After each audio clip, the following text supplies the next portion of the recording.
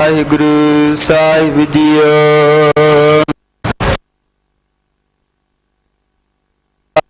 नीर परिया तेते अवगुण हमारे, दया करो किश मेरे पावो, दुबदे पत्थर तारे।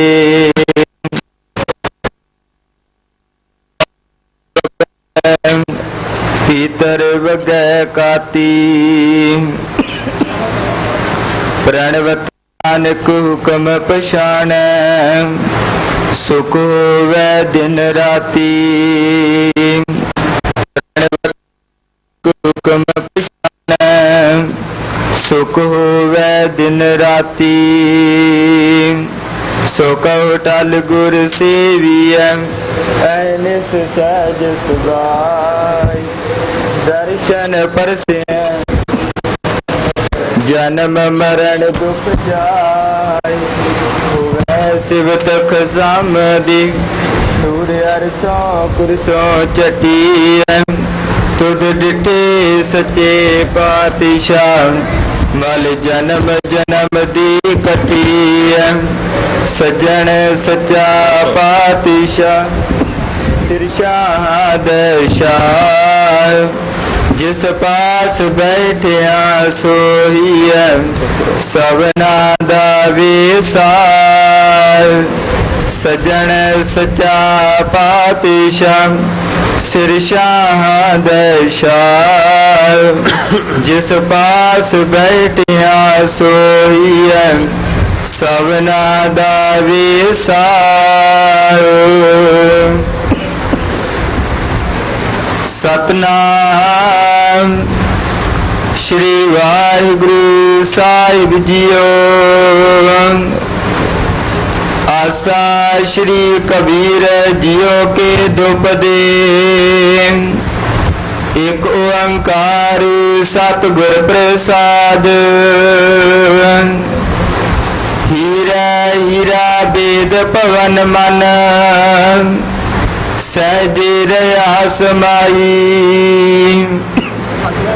सगल जोत इन हीरा बेदी, सतगुर बचनी मैं पाई। हीरा हीरा वेद पवन मन, सहज रया समाई। सगल जोत इन हीरा बेदी, सतगुर बचनी मैं पाई।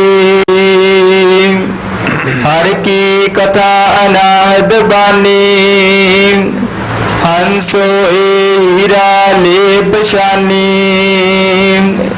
राम कह कबीर हीरा अस देखियो, जब मैं रहा समाई।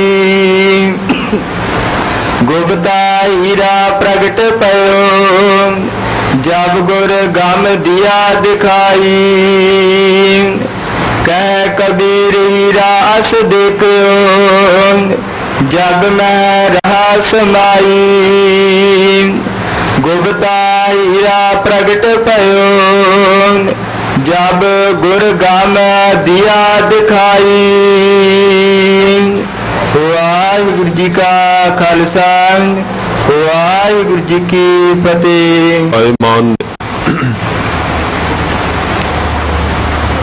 कबीर साहब जी ने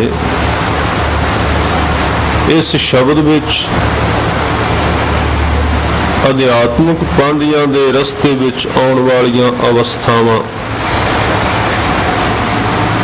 जिन्हां नूं पूरी तरह पहुंच के ही महसूस किया जा सकता है, आम बोली विच उदाहरणा दे के समझाउण दा यतन कीता है, ताकि इस मायकी पदार्थवादी खाकी दुनिया विच रहण वाले जीव दा मन उस अवस्था वास्ते ललचा जाए, इहदे मन विच लालच पैदा हो जाए, इहदे मन विच उमंग पैदा होए। इस वास्ते उस अकथ कथा नूं कथन दे विच लियाउण दा उन्हां ने उपराला कीता। ਸੰਸਾਰ ਦੇ ਹੀਰਿਆਂ ਦੀ ਉਦਾਹਰਨ ਦਿੱਤੀ ਗਈ ਜਿਹੜੇ ਬੜੇ ਕੀਮਤੀ ਹਨ, ਅਮੀਰ ਲੋਕਾਂ ਕੋਲ ਹੁੰਦੇ ਨੇ। ਇੱਥੇ ਦੋ ਚੀਜ਼ਾਂ ਨੂੰ ਇੱਕੋ ਨਾਮ ਦੇ ਨਾਲ ਸੰਬੋਧਨ ਕੀਤਾ ਗਿਆ, ਹੀਰਾ ਔਰ ਹੀਰਾ। ਦੋਵਾਂ ਦਾ ਜਿੱਥੇ ਮਿਲਾਪ ਹੋਇਆ, ਦੋਵੇਂ ਆਪਸ ਵਿੱਚ ਜੁੜ ਗਏ, ਆਪਸ ਵਿੱਚ ਭੇਦੇ ਗਏ। ਅਸਲ ਵਿੱਚ ਇਹਨੂੰ ਸ਼ਬਦ ਸੁਰਤ ਦਾ ਮੇਲ ਕਹਿਣਾ ਹੋਵੇਗਾ। ਜੋ ਵਾਰ-ਵਾਰ ਹੀਰਾ ਸ਼ਬਦ ਕਬੀਰ ਜੀ ਨੇ ਵਰਤਿਆ ਹੈ, ਉਹਦੇ ਅਰਥ ਨੇ ਸ਼ਬਦ ਤੇ ਸੁਰਤ ਦਾ ਮੇਲ। ਆਓ ਸਾਧ ਸੰਗਤ ਪਾਵਨ ਪਵਿੱਤਰ ਬਾਣੀ ਮਹਿੰਗੀ ਜੋ ਕਬੀਰ ਜੀ ਨੇ ਉਚਾਰਨ ਕੀਤੀ ਹੈ, ਯਤਨ ਕਰੀਏ ਕੁਝ ਝੋਲੀ ਵਿੱਚ ਪਵੇ, ਮਨ ਵਿੱਚ ਸ਼ਰਧਾ ਧਾਰਨ ਕਰਕੇ, ਪਿਆਰ ਧਾਰਨ ਕਰਕੇ। ਜਿਹੜੀਆਂ ਸੰਗਤਾਂ ਕਦੀ ਕਦੀ ਆਉਂਦੀਆਂ ਨੇ ਇਸ ਦਿਨ, ਜਿਨ੍ਹਾਂ ਨੇ ਵਿੱਚੋਂ ਜਾਣਾ ਹੋਵੇ ਪਿੱਛੇ ਬੈਠ ਸਕਦੇ ਹਨ, ਤਾਂ ਕਿ ਸਰੋਤੇ ਜਿਹੜੇ ਗੁਰਮੁਖ ਜਨ ਹਨ ਉਹਨਾਂ ਦੇ ਸੁਣਨ ਵਿੱਚ ਕੋਈ ਵਿਘਨ ਨਾ ਪਵੇ। ਆਓ ਵਿਚਾਰ ਆਰੰਭਣ ਤੋਂ ਪਹਿਲਾਂ ਗੁਰੂ ਸ਼ਬਦ ਨਾਲ ਸਾਂਝ ਪਾਈਏ। ਪਿਆਰ ਸਹਿਤ ਉਚਾਰਨ ਕਰੋ ਜੀ, ਸਤਨਾਮ ਸ੍ਰੀ। ਫਿਰ ਉਚਾਰਨ ਕਰੋ ਜੀ, ਸਤਨਾਮ ਸ੍ਰੀ ਵਾਹਿਗੁਰੂ ਸਾਹਿਬ ਜੀਓ। ਕਬੀਰ ਸਾਹਿਬ ਨੇ ਅੱਜ ਦੇ ਸ਼ਬਦ ਦੀਆਂ ਪਹਿਲੀਆਂ ਪੰਕਤੀਆਂ ਜੋ ਬਖਸ਼ਿਸ਼ ਕੀਤੀਆਂ, ਹੀਰਾ ਹੀਰਾ ਭੇਦ ਪਵਨ ਮਨ, ਹੀਰਾ ਹੀਰਾ ਭੇਦ ਪਵਨ ਮਨ, ਸਹਿਜੇ ਰਹਾ ਸਮਾਈ। ਗੁਰਬਾਣੀ ਵਿੱਚ ਹੀਰਾ ਸ਼ਬਦ ਬਹੁਤ ਥਾਵਾਂ ਤੇ ਆਇਆ। ਦੋ ਤਿੰਨ ਚੀਜ਼ਾਂ ਦਾ ਨਾਮ ਹੋਰ ਵੀ ਬਹੁਤ ਵਾਰੀ ਆਉਂਦਾ ਹੈ। ਉਹਦੇ ਵਿੱਚ ਮਾਨਕ, ਜਵਾਹਰ, ਲਾਲ ਤੇ ਹੀਰਾ। ਇਹ ਸ਼ਬਦ ਕਿਉਂ ਵਰਤੇ ਹਨ? ਜਦ ਕਿ ਇਹ ਤੇ ਸੰਸਾਰ ਦੀਆਂ ਚੀਜ਼ਾਂ ਨੇ, ਅਮੀਰ ਲੋਕਾਂ ਦੇ ਘਰ ਵਿੱਚ ਹੁੰਦੇ ਨੇ। ਪਰਮਾਤਮਾ ਤੇ ਗਰੀਬ ਨਿਵਾਜ ਹੈ, ਉਹ ਅਮੀਰ ਨਿਵਾਜ ਤਾਂ ਹੈ ਨਹੀਂ। ਪਰ ਅਮੀਰਾਂ ਦੀਆਂ ਵਸਤੂਆਂ ਦੇ ਉਦਾਹਰਨ ਗਰੀਬ ਨਿਵਾਜ ਵਾਸਤੇ ਕਿਉਂ ਦਿੱਤੇ ਗਏ? ਇਹਦਾ ਕੀ ਕਾਰਨ ਸੀ? ਵਾਰ-ਵਾਰ ਗੁਰਬਾਣੀ ਵਿੱਚ ਸ਼ਬਦ ਆਉਣਗੇ, ਗੁਰ ਕਾ ਸ਼ਬਦ ਰਤਨ ਹੈ, ਹੀਰਾ ਜਿਤ ਜੜਾਓ, ਸ਼ਬਦ ਰਤਨ ਜਿਤ ਮਨ ਲਾਗਾ, ਇਹ ਹੋਆ ਸਮਾਓ। ਸ਼ਬਦ ਸੇਤੀ ਮਨ ਮਿਲਿਆ, ਸੱਚੇ ਲਾਇਆ ਭਾਉ। ਆਪੇ ਹੀਰਾ ਰਤਨ ਆਪੇ, ਜਿਸ ਨੂੰ ਦੇ ਬੁਝਾਏ, ਕਹੇ ਨਾਨਕ ਸ਼ਬਦ ਰਤਨ ਹੈ, ਹੀਰਾ ਜਿਤ ਜੜਾਓ। ਵਾਰ-ਵਾਰ ਹੀਰਾ, ਵਾਰ-ਵਾਰ ਰਤਨ। ਮਤ ਵਿੱਚ ਰਤਨ ਜਵਾਹਰ ਮਾਨਕ, ਜੇ ਇੱਕ ਗੁਰ ਕੀ ਸਿੱਖ ਸੁਣੀ। ਹੀਰਾ ਹਾਥ ਚੜਿਆ ਨਿਰਮੋਲਕ, ਛੂਟ ਗਈ ਸੰਸਾਰੀ। ਐਸੋ ਹੀਰਾ ਨਿਰਮਲ ਨਾਮ, ਜਾਸ ਜਪਤ ਪੂਰਨ ਸਭ ਕਾਮ। ਹਰਸੋਂ ਹੀਰਾ ਛਾੜ ਕੇ ਕਰੇ ਆਨ ਕੀ ਆਸ, ਤੇ ਨਰ ਦੋਜਕ ਜਾਏਂਗੇ, ਸਤ ਭਾਖੈ ਰਵਿਦਾਸ। ਕਬੀਰ ਏਕ ਅਚੰਭੋ ਦੇਖਿਆ, ਹੀਰਾ ਹਟ ਬਿਕਾਏ। ਬੰਚਨ ਬਣਜਨ ਖਾਰੇ, ਬਾਹਰਾ ਕੌਡੀ ਬਦਲੇ ਜਾਏ। ਐਸਾ ਨਾਮ ਰਤਨ ਨਿਰਮੋਲਕ, ਪੁੰਨ ਪਦਾਰਥ ਪਾਇਆ। ਅਨੇਕ ਜਤਨ ਕਰ ਹਿਰਦੈ ਰਾਖਿਆ, ਰਤਨ ਨਾ ਛਪੈ ਛੁਪਾਇਆ। ਇਹਨਾਂ ਸਾਰੇ ਸ਼ਬਦਾਂ ਵਿੱਚ ਪਰਮਾਤਮਾ ਦੇ ਨਾਮ ਨੂੰ ਹੀਰੇ ਨਾਲ ਤੁਲਨਾ ਦਿੱਤੀ ਗਈ। ਉਹਦਾ ਕਾਰਨ ਸਿਰਫ ਇੰਨਾ ਹੈ, ਪਰਮਾਤਮਾ ਦਾ ਨਾਮ ਇਹ ਅਸਥੂਲ ਹੀਰਾ ਨਹੀਂ ਜਿਹੜਾ ਕਿ ਅਮੀਰਾਂ ਦੀਆਂ ਤਿਜੋਰੀਆਂ ਵਿੱਚ ਹੁੰਦਾ ਹੈ, ਉਹਨਾਂ ਦੇ ਖਜ਼ਾਨੇ ਵਿੱਚ ਹੁੰਦਾ ਹੈ।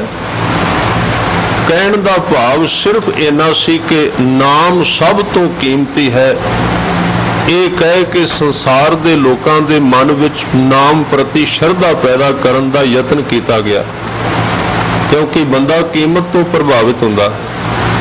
ਵੀ ਜਿਹੜੀ ਚੀਜ਼ ਜ਼ਿਆਦਾ ਕੀਮਤ ਹੈ ਉਹਦੇ ਵੱਲ ਦੀ ਤਵੱਜੋ ਜ਼ਿਆਦਾ ਵੱਧਦੀ।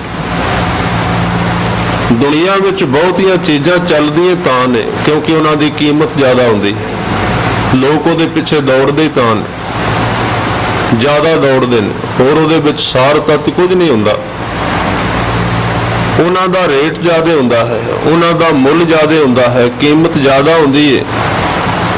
ਇਸ ਕਰਕੇ ਬਹੁਤੇ ਆਦਮੀ ਇਸ ਚੀਜ਼ ਨਾਲ ਹਰ ਇੱਕ ਵਸਤੂ ਨੂੰ ਤੋਲਦੇ ਨੇ ਵੀ ਇਹ ਕਿੰਨੇ ਦੀ ਹੈ, ਇਹਦੀ ਕੀਮਤ ਕੀ, ਉਹਦੀ ਕੀਮਤ ਤੋਂ ਉਹਦਾ ਅੰਦਾਜ਼ਾ ਲਾ ਲੈਂਦੇ ਨੇ ਵੀ ਇਹ ਵੱਡੀ ਚੀਜ਼ ਹੈ।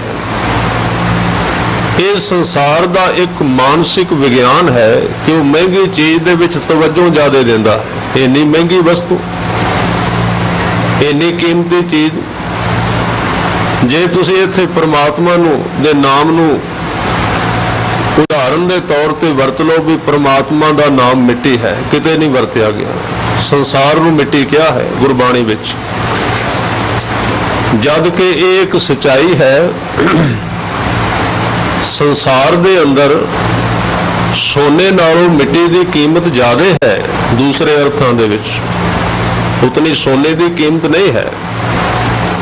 ਉਹ ਇੱਕ ਪੱਖ ਵਿੱਚ ਸਿਰਫ ਮਨੁੱਖ ਦੇ ਮਾਨਸਿਕ ਵਿਗਿਆਨ ਕਰਕੇ ਮਹਿੰਗਾ ਹੋ ਗਿਆ, ਹੋਰ ਉਹਦੇ ਵਿੱਚ ਗੁਣ ਕੋਈ ਨਹੀਂ ਹੈ। ਜਿੰਨੇ ਗੁਣ ਮਿੱਟੀ ਵਿੱਚ ਨੇ ਉਹਨੇ ਗੁਣ ਸੋਨੇ ਵਿੱਚ ਥੋੜੀ ਨੇ। ਇੱਕ ਆਦਮੀ ਕੋਲ 1 ਏਕੜ ਸੋਨੇ ਦੀ ਜ਼ਮੀਨ ਹੋਵੇ, ਉਹਨੂੰ ਕਵੇ ਵੀ ਤੂੰ ਇਹਦੇ ਵਿੱਚੋਂ ਹੀ ਆਪਣਾ ਜੀਵਨ ਦਾ ਗੁਜ਼ਾਰਾ ਕਰਨਾ, ਉਹ ਸੋਨਾ ਵੇਚ ਨਾ ਸਕੇ।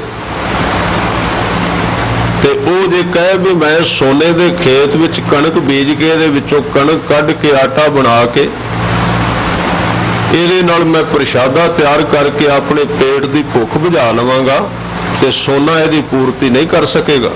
ਉਹਦੇ ਵਿੱਚ ਇਹ ਗੁਣ ਨਹੀਂ ਹੈ ਕਿ ਉਹ ਅਨਾਜ ਪੈਦਾ ਕਰ ਸਕੇ। ਇਹ ਗੁਣ ਮਿੱਟੀ ਵਿੱਚ ਹੈ ਕਿ ਉਹ 36 ਪ੍ਰਕਾਰ ਦੇ ਪਦਾਰਥ ਪੈਦਾ ਕਰਦੀ, ਹਜ਼ਾਰਾਂ ਤਰ੍ਹਾਂ ਦੀਆਂ ਸੁਗੰਧੀਆਂ ਨੇ ਉਹਦੇ ਵਿੱਚ। ਔਰ ਸੱਚ ਤਾਂ ਇਹ ਹੈ ਕਿ ਇਸ ਸੰਸਾਰ ਦੇ ਵਿੱਚ ਆ ਜਿੰਨੇ ਜੀਵ ਤੁਰਦੇ ਦਿਸ ਰਹੇ ਨੇ, ਜੰਗਮ ਜਿਨ੍ਹਾਂ ਨੂੰ ਕਹਿੰਦੇ ਨੇ, ਤੁਰਦੇ ਹੋਏ ਜਿੰਨੇ ਜੀਵ ਨੇ, ਜਿਨ੍ਹਾਂ ਵਿੱਚ ਮਨੁੱਖ ਵੀ ਆਉਂਦੇ ਨੇ, ਜਿਨ੍ਹਾਂ ਵਿੱਚ ਪੰਛੀ ਵੀ ਆਉਂਦੇ ਨੇ, ਜਿਨ੍ਹਾਂ ਵਿੱਚ ਪਸ਼ੂ ਵੀ ਆਉਂਦੇ ਨੇ, ਇਹਨਾਂ ਸਾਰੇ ਜੀਵਾਂ ਦਾ ਜਿਹੜਾ ਸਰੀਰ ਹੈ ਮਿੱਟੀ ਵਿੱਚੋਂ ਪੈਦਾ ਹੋਇਆ ਹੈ, ਮਿੱਟੀ ਦੇ ਰਾਹੀਂ, ਅਨਾਜ ਦੇ ਰਾਹੀਂ ਪ੍ਰਗਟ ਹੋਇਆ ਹੈ, ਹੋਰ ਕੋਈ ਸਾਧਨ ਨਹੀਂ ਹੈ। ਜਿੰਨੇ ਸਰੀਰ ਬਣੇ ਨੇ ਨਾ ਸੰਸਾਰ ਵਿੱਚ, ਆਪਾਂ ਲੱਖਾਂ ਦੀ ਗਿਣਤੀ ਵਿੱਚ ਵੇਖਦੇ ਹਾਂ, ਇਹਨਾਂ ਦਾ ਮੂਲ ਤੱਤ ਕੀ ਹੈ, ਕਿਹਦੇ ਵਿੱਚੋਂ ਪੈਦਾ ਹੋਇਆ? ਇਹਨਾਂ ਦਾ ਮੂਲ ਤੱਤ ਹੈ ਅਨਾਜ, ਖਾਣਾ ਪੀਣਾ। ਖਾਣੇ ਪੀਣੇ ਦਾ ਮੂਲ ਆਧਾਰ ਕੀ ਹੈ? ਜ਼ਮੀਨ ਹੈ, ਜ਼ਮੀਨ ਵਿੱਚੋਂ ਪੈਦਾ ਹੁੰਦਾ ਹੈ, ਉਹ ਤੱਤ ਜ਼ਮੀਨ ਵਿੱਚੋਂ ਲੈਂਦਾ। ਇਸ ਕਰਕੇ ਇਹ ਜਿਹੜਾ ਅਨਾਜ ਹੈ ਇਹ ਮਨੁੱਖ ਦੀ ਪੈਦਾਇਸ਼, ਇਹਦੇ ਸਰੀਰ ਦੀ ਪੈਦਾਇਸ਼ ਅਨਾਜ ਵਿੱਚੋਂ ਹੋਈ। ਅਨਾਜ ਧਰਤੀ ਵਿੱਚੋਂ ਪੈਦਾ ਹੋਇਆ, ਮਿੱਟੀ ਵਿੱਚੋਂ ਪੈਦਾ ਹੋਇਆ, ਧਰਤੀ ਵਿੱਚੋਂ ਅਨਾਜ ਪੈਦਾ ਹੋਇਆ। ਅਨਾਜ ਦੇ ਰਾਹੀਂ ਖੂਨ ਬਣਿਆ, ਖੂਨ ਦੇ ਰਾਹੀਂ ਬਿੰਦ ਬਣੀ, ਬਿੰਦ ਦੇ ਰਾਹੀਂ ਸਰੀਰ ਬਣਿਆ। ਸਰੀਰ ਦੀ ਪੈਦਾਇਸ਼ ਮਿੱਟੀ ਵਿੱਚੋਂ, ਧਰਤੀ ਵਿੱਚੋਂ ਹੋਈ, ਸੋਨੇ ਵਿੱਚੋਂ ਨਹੀਂ ਹੈ। ਪਰ ਇਹ ਸਿਰਫ ਸਮਝ ਲਿਆ ਗਿਆ ਕਿ ਸੋਨਾ ਕੀਮਤੀ ਹੈ, ਥੋੜਾ ਹੋਣ ਕਰਕੇ ਠੀਕ ਹੈ, ਉਹਦੇ ਵਿੱਚ ਕੁਝ ਹੋਰ ਗੁਣ ਹੋ ਸਕਦੇ ਨੇ, ਕੁਝ ਜੜੀਆਂ ਬੂਟੀਆਂ ਵਿੱਚ ਉਹ ਪੈਂਦਾ ਹੈ। ਇਸ ਕਰਕੇ ਮਹਿੰਗੀ ਚੀਜ਼ ਦੇ ਨਾਲ ਤਰਜੀਹ ਦੇ ਰਹੇ ਨੇ। ਕਬੀਰ ਸਾਹਿਬ ਕਹਿਣ ਲੱਗੇ, ਪਰਮਾਤਮਾ ਦਾ ਨਾਮ ਹੀਰਾ ਹੈ, ਬੜਾ ਕੀਮਤੀ ਹੈ। ਗੁਰੂ ਨਾਨਕ ਸਾਹਿਬ ਸੱਚੇ ਪਾਤਸ਼ਾਹ ਨੇ ਕਿਹਾ, ਪਰ ਜਿੰਨਾ ਚਿਰ ਸਾਡੇ ਅੰਦਰਲਾ ਉਹ ਯੰਤਰ ਨਹੀਂ ਜਾਗਦਾ ਜਿਹੜਾ ਨਾਮ ਦੀ ਕੀਮਤ ਨੂੰ ਜਾਣ ਸਕੇ। ਗੁਰੂ ਸਾਹਿਬ ਨੇ ਬਾਣੀ ਵਿੱਚ ਤਾਂ ਹੀ ਇਹ ਬਚਨ ਕਹੇ ਕਿ ਸਾਈਂ ਨਾਮ ਅਮੋਲ, ਬੜਾ ਕੀਮਤੀ ਹੈ, ਉਹਦਾ ਮੁੱਲ ਨਹੀਂ ਪਾਇਆ ਜਾ ਸਕਦਾ, ਖਰੀਦਿਆ ਨਹੀਂ ਜਾ ਸਕਦਾ। ਪਰ ਨਹੀਂ ਸਮਝ ਆਏਗੀ, ਇਹਦੇ ਜਿੰਨੇ ਮਰਜ਼ੀ ਅਰਥ ਕਰ ਦਿਓ, ਬਿਲਕੁਲ ਸੁੱਕਾ ਜਿਹਾ ਸ਼ਬਦ ਹੈ ਨਾ। ਪਰਮਾਤਮਾ ਦਾ ਨਾਮ ਬੜਾ ਹੀ ਕੀਮਤੀ ਹੈ, ਇਹਦੇ ਅਰਥ ਸਾਡੇ ਮਨ ਵਿੱਚ ਕੁਝ ਵੀ ਪੈਦਾ ਨਹੀਂ ਹੋਣਗੇ, ਕਿਉਂਕਿ ਅਜੇ ਉਸ ਨਾਮ ਤੱਕ ਸਾਡੀ ਸੁਰਤ ਨਹੀਂ ਗਈ ਜਿਹਦੀ ਕੀਮਤ ਹੈ। ਉਹ ਨਾਮ ਹੋਰ ਹੈ ਜਿਹਨੂੰ ਕਬੀਰ ਸਾਹਿਬ ਕਹਿੰਦੇ ਨੇ ਕਿ ਕਹਿਬੇ ਮਹੇ ਵਿਵੇਕ ਉਸ ਰਾਮ, ਉਸ ਪਰਮਾਤਮਾ ਦੇ ਨਾਮ ਦੇ ਵਿੱਚ ਬੜਾ ਭਾਰਾ ਫਰਕ ਹੈ। ਜਿਹਨੂੰ ਅਸੀਂ ਨਾਮ ਸਮਝਿਆ, ਨਾਮ ਦਾ ਪਹਿਲਾ ਹਿੱਸਾ ਹੈ।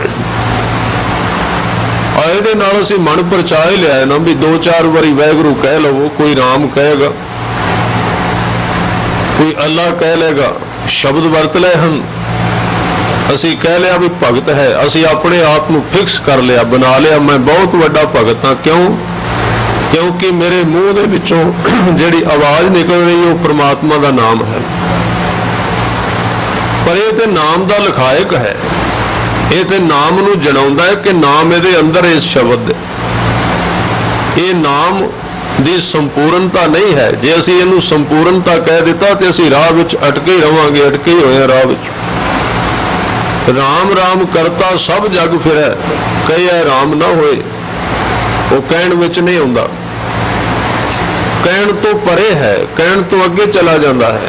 ਕਹਿਣਾ ਜ਼ਰੂਰ ਹੈ, ਉਹਦੀ ਸ਼ੁਰੂਆਤ ਕਹਿਣ ਤੋਂ ਹੀ ਹੁੰਦੀ ਹੈ। ਇੱਕ ਦੋ ਜੀਭੋਂ ਲੱਖ ਹੋਏ, ਲੱਖ ਹੋਵੇ ਲੱਖ ਵੇਸ਼, ਲੱਖ ਲੱਖ ਗੇੜਾ ਆਖੀਐ ਏਕ ਨਾਮ ਜਗਦੀਸ਼। ਕਹਿਣਾ ਜ਼ਰੂਰ ਹੈ, ਕਹਿਣ ਤੋਂ ਬਿਨਾ ਮੰਨੇਗਾ ਹੀ ਨਹੀਂ। ਉਹਨੂੰ ਬੋਲਣਾ ਹੀ ਪਏਗਾ, ਬੋਲ ਬੋਲ ਕੇ ਕਹਿਣਾ ਪਏਗਾ। ਔਰ ਇਹ ਮਾੜਾ ਮੋਟਾ ਨਹੀਂ ਜਿਵੇਂ ਅਸੀਂ ਕਰਦੇ ਹਾਂ। ਇੰਨਾ ਸੰਘਣਾ, ਇੰਨਾ ਤੀਬਰ, ਇੰਨਾ ਤੇਜ਼। ਇੱਥੇ ਤੇਜ਼ ਦੇ ਅਰਥ ਕਾਹਲੀ ਬੋਲਣਾ ਨਹੀਂ, ਤੇਜ਼ ਦੇ ਅਰਥ ਨੇ ਇਕਸਾਰਤਾ ਇੰਨੀ ਚਾਹੀਦੀ, ਉਹਦੇ ਵਿੱਚ ਵਿਸ਼ਵਾਸ ਇੰਨਾ ਚਾਹੀਦਾ, ਦ੍ਰਿੜਤਾ ਇੰਨੀ ਚਾਹੀਦੀ। ਇੰਨਾ ਤੇਜ਼ ਕਬੀਰ ਸਾਹਿਬ ਆਪਣੀ ਕੁਝ ਬਾਣੀ ਬਾਹਰ ਹੈ ਗੁਰੂ ਗ੍ਰੰਥ ਸਾਹਿਬ ਤੋਂ, ਉਹਦੇ ਵਿੱਚ ਕਹਿੰਦੇ ਨੇ, ਕਿਸੇ ਪੁੱਛਿਆ ਤੁਸੀਂ ਕਿੰਨਾ ਕੁ ਚਿਰ ਜਪਦੇ ਹੋ? ਹੁਣ ਉਹ ਘੰਟਿਆਂ ਦੇ ਵਿੱਚ ਗੱਲ ਆਉਂਦੀ ਨਹੀਂ, ਪਰ ਫਿਰ ਵੀ ਕੁਝ ਨਾ ਕੋਈ ਜਵਾਬ ਤਾਂ ਦੇਣਾ ਸੀ। ਉਹਨਾਂ ਨੇ ਕਿਹਾ ਵੀ ਜਦੋਂ ਜਪਣ ਦਾ ਵਕਤ ਸੀ, ਹੁਣ ਤਾਂ ਮਨ ਵਿੱਚ ਵਸ ਗਿਆ ਹੈ। ਜਦੋਂ ਜਪਣ ਦਾ ਵਕਤ ਸੀ ਉਸ ਵਕਤ ਇੰਨਾ ਜਪਿਆ ਕਿ ਜ਼ੁਬਾਨ ਤੇ ਛਾਲੇ ਪੈ ਗਏ। ਇੰਨੀ ਵਰਤੋਂ ਕੀਤੀ ਜ਼ੁਬਾਨ ਦੀ, ਇੰਨੀ ਰਸਨਾ ਦੀ ਵਰਤੋਂ ਕੀਤੀ ਹੈ। ਇੱਥੇ ਜਪਣ ਦੇ ਅਰਥ ਸੁਸਤੀ ਉਸ ਢੰਗ ਦੇ ਨਾਲ ਨਹੀਂ ਜਿਹਨੂੰ ਕਬੀਰ ਜੀ ਦਾ ਸ਼ਬਦ ਪਿੱਛੇ ਆਇਆ ਸੀ। ਉਹ ਕਹਿੰਦੇ ਨੇ ਸਹਿਜ ਬਿਲੋਵੋ ਜੈਸੇ ਤਤ ਨਾ ਜਾਈ। ਇਸ ਲਈ ਇੱਕ ਸਵਾਲ ਪੈਦਾ ਹੁੰਦਾ, ਧਰਮ ਦੇ ਮਾਰਗ ਤੇ ਬਹੁਤਾ ਮਨੁੱਖ ਨਹੀਂ ਕਰਦਾ ਦਿਨ ਰਾਤ। ਜੇ ਕਿਸੇ ਨੇ ਧਰਮ ਨੂੰ ਕਮਾਉਣਾ ਹੋਵੇ ਨਾ, ਕਿਵੇਂ ਕਮਾਉਣਾ ਸਮਝਣਾ ਹੋਵੇ। ਇੱਕ ਵਿਅਕਤੀ ਵਿਦੇਸ਼ ਵਿੱਚ ਜਾਂਦਾ ਹੈ, ਉਹਦਾ ਮਕਸਦ ਉੱਥੇ ਧਨ ਕਮਾਉਣਾ ਹੈ, ਹੋਰ ਕੋਈ ਨਹੀਂ ਹੈ। ਧਨ ਕਮਾ ਰਿਹਾ ਹੈ। ਤੁਸੀਂ ਇਸ ਤਰ੍ਹਾਂ ਦੇ ਲੋਕ ਦੇਖੋਗੇ, ਔਰ ਜਿਨ੍ਹਾਂ ਨੇ ਦੱਸਿਆ ਵੀ ਕਿ ਅਸੀਂ ਜਦੋਂ ਵਿਦੇਸ਼ ਵਿੱਚ ਰਹੇ ਧਨ ਕਮਾਉਣ ਵਾਸਤੇ ਤੇ ਸਿਰਫ ਕਈ ਵਾਰੀ 2 ਘੰਟੇ, ਕਈ ਵਾਰੀ 2.5 ਘੰਟੇ ਨੀਂਦ ਲਈ। ਸਿਰਫ ਇੰਨੀ ਨੀਂਦ ਦੇ ਨਾਲ 6-6 ਮਹੀਨੇ ਕੰਮ ਕਰਦੇ ਰਹੇ। 2-2.5 ਘੰਟੇ ਨੀਂਦ, 1 ਘੰਟਾ ਖਾਣ ਪੀਣ ਤੇ ਇਸ਼ਨਾਨ ਕਰਨ ਤੇ, 20 ਘੰਟੇ ਕੰਮ ਕੀਤਾ 3 ਸ਼ਿਫਟਾਂ ਦੇ ਵਿੱਚ ਲਗਾਤਾਰ। ਇੰਨਾ ਕੰਮ ਕਿਵੇਂ ਕਰ ਲਿਆ? ਪ੍ਰਯੋਜਨ ਹੈ ਸੀ ਨਾ, ਕੀਮਤ ਸੀ ਧਨ ਦੀ।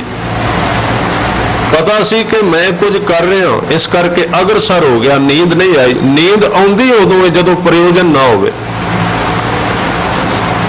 ਧਰਮ ਨੂੰ ਕਮਾਉਂਦਿਆਂ ਬੰਦੇ ਨੂੰ ਨੀਂਦ ਆ ਰਹੀ ਹੈ, ਮਤਲਬ ਇੱਕੋ ਹੀ ਹੈ, ਇਸ ਬੰਦੇ ਦੇ ਮਨ ਵਿੱਚ ਪ੍ਰਯੋਜਨ ਕੋਈ ਨਹੀਂ ਹੈ, ਨਹੀਂ ਤੇ ਨੀਂਦ ਨਹੀਂ ਆਏਗੀ, ਮਤਲਬ ਹੀ ਨਹੀਂ ਆਉਂਦਾ।